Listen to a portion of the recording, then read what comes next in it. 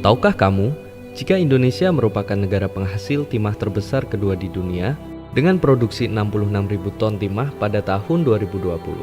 Salah satu daerah penyumbang timah dari Indonesia terdapat di Provinsi Kepulauan Bangka Belitung.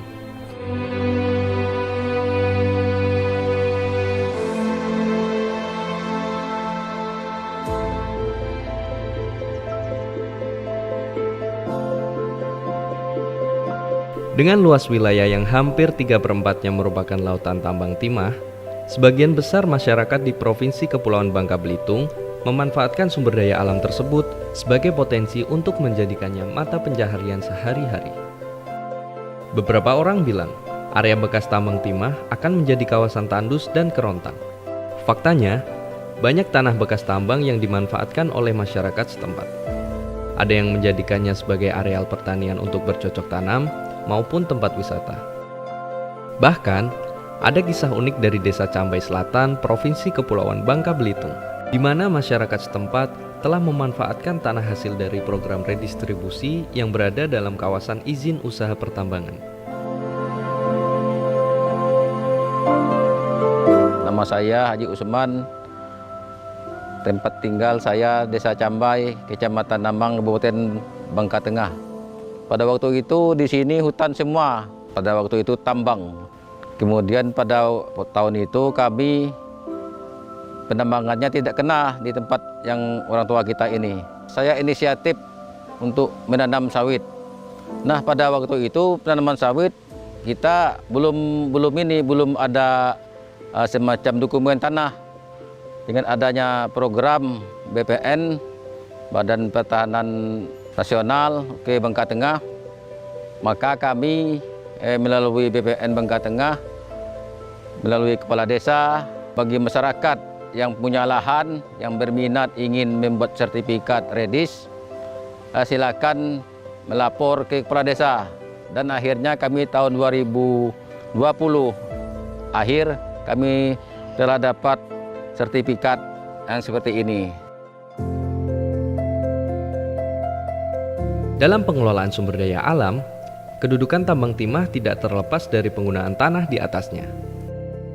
Jadi perlu diketahui, hukum yang mengatur tentang hak atas tanah dan hukum yang mengatur tentang izin usaha pertambangan agar tidak terjadi tumpang tindih terhadap hak atas tanah dan izin pertambangan yang diberikan oleh pemerintah.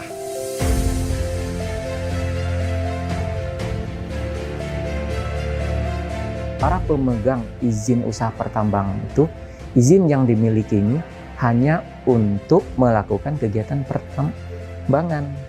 Nah, sedangkan hak atas tanah itu yang sebagian besar di Bangka Belitung ini tidak dikuasain oleh pemegang IUP. Kemudian selanjutnya bisa kita jabarkan juga di pasal 136 ayat 1 jelas bahwa pemegang IUP dan atau IUPK tersebut sebelum melakukan kegiatan operasi produksi wajib menyelesaikan hak atas tanah dengan pemegang hak sesuai dengan ketentuan peraturan undang-undangan yang berlaku. Di situ sebagaimana diketahui, pemegang IUP saat ini tidak melakukan penambangan karena memang kondisi melihat di lapangannya mereka belum melakukan pembebasan atas hak tanah tersebut.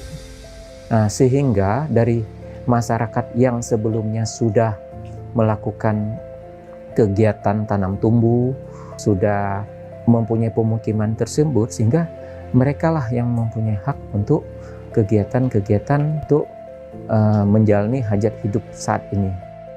Sebagaimana kita ketahui, Pasal 134 Undang-Undang Nomor 4 Tahun 2009 jelas mengatakan bahwa hak atas IUP tidak meliputi hak atas tanah.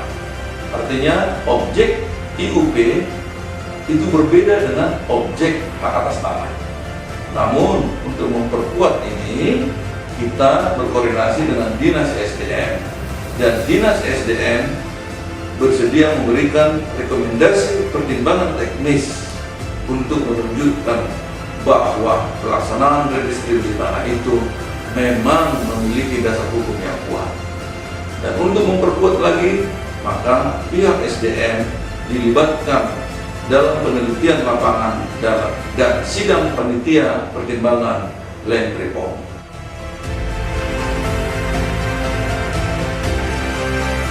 Dalam hal ini, peran pemerintah sangat dibutuhkan melalui kesepakatan antara yang memiliki hak atas tanah dan yang memiliki hak atas pertambangan. Apabila kesepakatan sudah didapat, barulah dapat dilakukan usaha pertambangan di wilayah tersebut.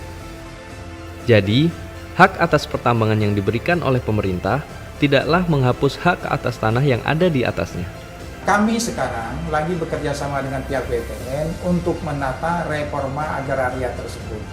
Banyak lahan-lahan tidur di sini yang tidak jelas siapa pemiliknya dan untuk apa kedepannya akan digunakan. Nah, akhirnya dengan bekerja sama dengan pihak BPN, pihak pemerintah provinsi, kita menjadi tahu.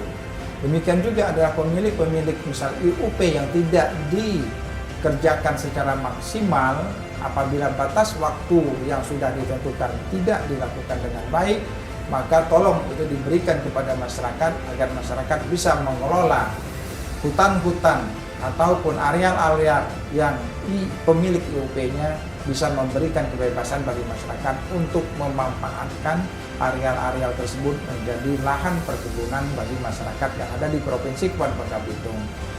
Persoalan tersebut tidak hanya terjadi di Provinsi Kepulauan Bangka Belitung, namun banyak juga terjadi di provinsi lain di Indonesia. Tentunya, perlu adanya harmonisasi dan kolaborasi bersama lintas kementerian atau lembaga, termasuk pemerintah daerah agar tanah-tanah bekas IUP bisa mendatangkan manfaat serta mendapatkan kepastian hukum.